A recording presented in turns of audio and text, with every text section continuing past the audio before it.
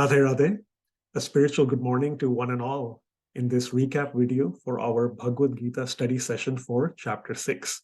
Mommy and I presented chapter 6 verses 24, 25, and 26 today, so momentarily we'll have the screen come up.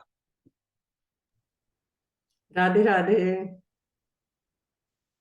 So hopefully everyone can now see we have our cover slide. Again, we presented chapter 6 verses 24, 25, and 26, starting off with, of course, a few quiz questions to recap from last time's verses 22 and 23, and then combined chapter 6 verses 24 and 25, and then chapter 6 verse 26. We'll hear the recitation for the first two verses 24 and 25. Sankalpa prabhavan kaman yaktva sarvan asheshataha manasayvendriya gramam viniyamya samantataha shanayr uparameda buddhaya dhriti Grihitaya Atmasanstham mana kritva nakinchid api chintayet. So let's see chapter 6 verses 24 and 25. Catchphrase for chapter 6 verse 24, R&R, but not in terms of rest or relaxation or rejuvenation. Instead, renounce and restrain. Because Sri Krishna tells us in this verse to renounce all desires and then restrain the senses from running around and chasing worldly objects. And then chapter 6 verse 25, mind's bullseye. That is, our target, our bullseye ought to be God alone. So let's see with the two verses, the translation and the commentary, Sri Krishna says you renounce all desires from thoughts of the world and then restrain the senses from all sides. Remember the chariot analogy from the Kathopanishad, the 5 horses running wild in all directions. We need to restrain those horses, restrain those senses. And here's the inspiration. Slowly and steadily, with conviction in the intellect, but slowly and steadily, the mind will become fixed in God alone. And the mind will think of nothing else. So this is truly from the Supreme Lord Sri Krishna himself telling us that if we follow his advice, his wisdom, eventually, gradually, that result is going to be attained, that joyous state of yoga. Swamiji says that meditation, now we learn, it involves 2 steps or 2 processes. One is to remove the mind from the world, and then the second is to fix it upon God. We made a reference in class to chapter 3, where early on in chapter 3, we had learned because of our gunas, we have to work. We do work all the time. Even if we are sitting and thinking that we are doing nothing and we are just idle, the mind, that thought factory, is creating so many thoughts every second. And that also amounts to work. So now that work has to be done in a spiritual way, which here we are now seeing is to fix the thoughts and fix the mind upon God. We learned several Sanskrit words today that Mummy will reintroduce us to momentarily. So we saw Sfurna, Sankalp, Vikalp, Pratyahar, Dhriti. We'll talk about those briefly. But again, all these, there are flashings of feelings in our mind, in our mind's eye. All these create impressions. And if we give them more energy, that leads to desire. So that is Sankalp. So that Sankalp will make us, have this pursuit of worldly objects. And if there is repulsion or revulsion from worldly objects or people, 2 sides of the same coin, attachment and reversion, that is here in this case, vikalp. But our mind should be away from these and trying to channel thoughts upon God. So instead of getting worried about worldly objects and having sankalp and vikalp, creating those impressions that last on the mind, and then eventually creating that fire or that inferno, our goal is to actually do the second step, which is the second step of meditation, having the mind reside upon God. It'll take a lot of effort. It's a lot of resolute and determined practice that is involved, but the goal can be achieved as Sri Krishna says. So now akin to, as we mentioned from chapter 2, verse 58, the tortoise. The tortoise takes its head and all its limbs and withdraws them into its shell. Just like that, that analogy applies to us trying to withdraw all of our senses and practicing pratyahar, withdrawal of those senses, so that we are then able to concentrate upon God. And of course, all this, Mummy mentioned, it comes with true knowledge from a guru and from the established scriptures, and that is dhriti, determination of resolve done in accordance with the scriptures. So with all this, the result of those steps as part of meditation and then eventually that pratyahar is going to lead us to success in yoga. It's going to take repeated exercise, takes effort, but gradually it indeed happens. Next up, we have chapter 6, verse 26. So we'll hear its recitation.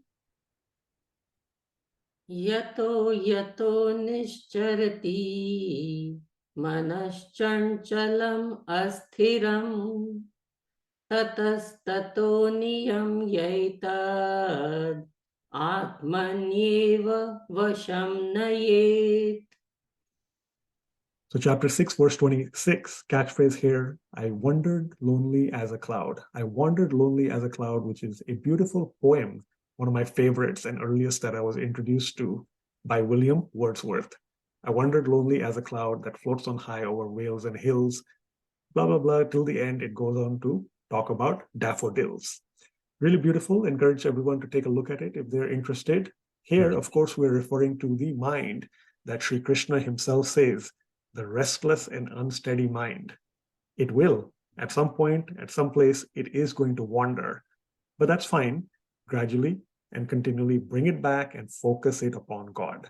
Again, inspiration from the supreme and best teacher himself, Sri Krishna, telling us that there is success that can be attained with deliberate and continuous practice. So again, we've talked about this, the mind, just like, being directed by the senses, but we want it to be dominated by the intellect. Good thoughts, good discrimination, spiritual practices that is going to help us focus it upon God. Swamiji says meditation is not easy. And rest assured, I faced it. I'm sure each of you as a viewer or participant, if you've tried meditation, you have faced difficulty, and it's a very arduous process and a path that's tough, but with practice, that success can be achieved. So again, we get away from sankalp and vikalp. We follow the three-step process of meditation that Swamiji has described here. First one is you use your intellect to rule over the mind. So meaning discern amongst all those thoughts that the mind creates, practice discrimination, and use spiritually positive directions in our approaches. Remove the mind from the world.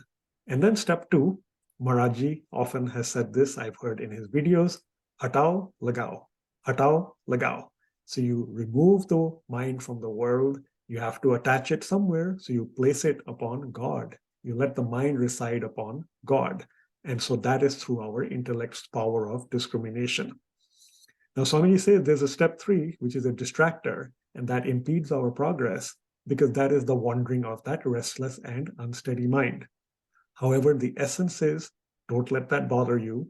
In his meditation videos also, he often introduces them by saying, if your mind wanders or there's a different thought, bring it back, bring it back. So you keep on having those thoughts, focus on God.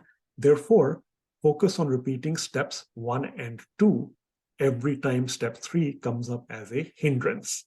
So then you again remove the mind from the world, you place it upon God. Let that cycle repeat.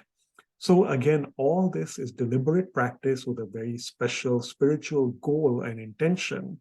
And eventually you will find that it becomes easier and easier to meditate.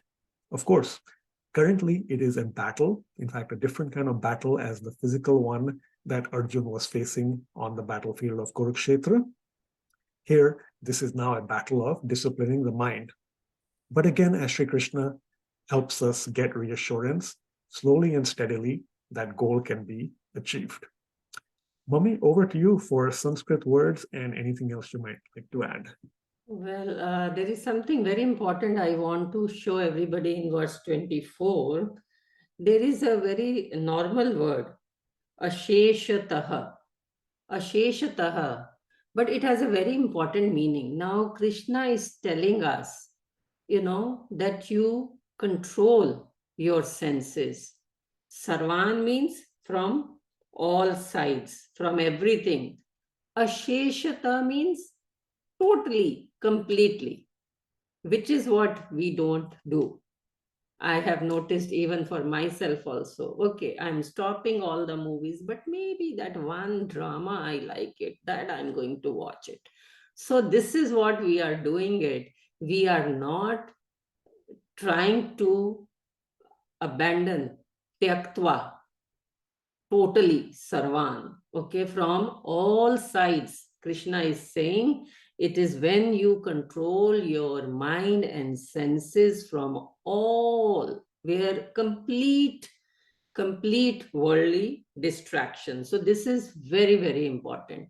Then another, in verse number 25, the word shanai, shanai, that is very, very important, meaning once you do that, complete tyag, complete give up, then also this moving from worldly distractions to God, it is going to happen shanai shanai, slowly and gradually. It is going to take time. It is not going to happen in a blink of an eye. Okay, so a lot of patience and practice is needed.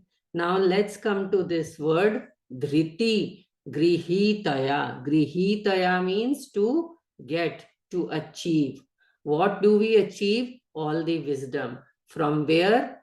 Dhriti. Dhriti means that you make a firm resolve, okay, that I'm going to do this, but then that knowledge should be based on the scripture. So that is where you get the wisdom and knowledge from the scriptures, and based on that you make a firm resolve that I am going to control my mind and senses and attach my mind to God. Now there's another new word here, sphurna. Sphurna means, that means there are all the time these flashes coming in our mind. Oh, this should happen, that should not happen, things should work out this way, not that way.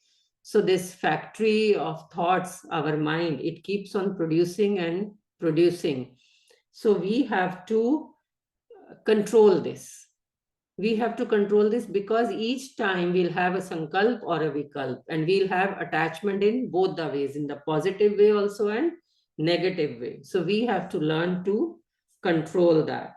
And how do we control that? Of course, based on the determination of resolve. And that resolve, which is in accordance with the scriptures, is called dhriti.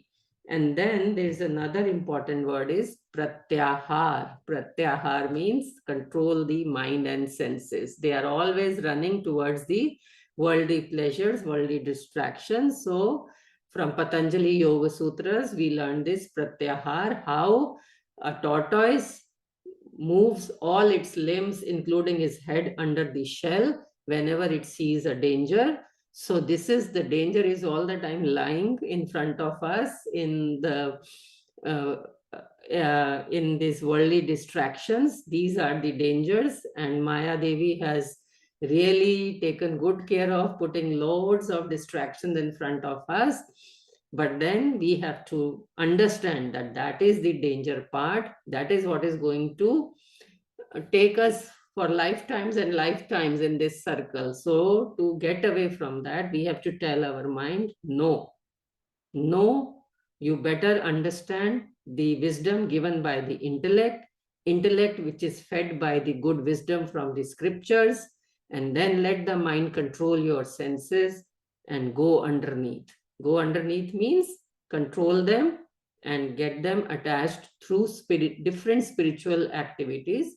Get the mind attached to God. And this chapter is all about meditation, and Krishna is teaching us how through meditation, through that best state of meditation, the highest state of meditation, that is samadhi, we can really enjoy the divine bliss. So slowly, as we continue to uncover the other next verses, we will keep on understanding more and more how to control our mind and get it attached to God. Hope that helps to understand.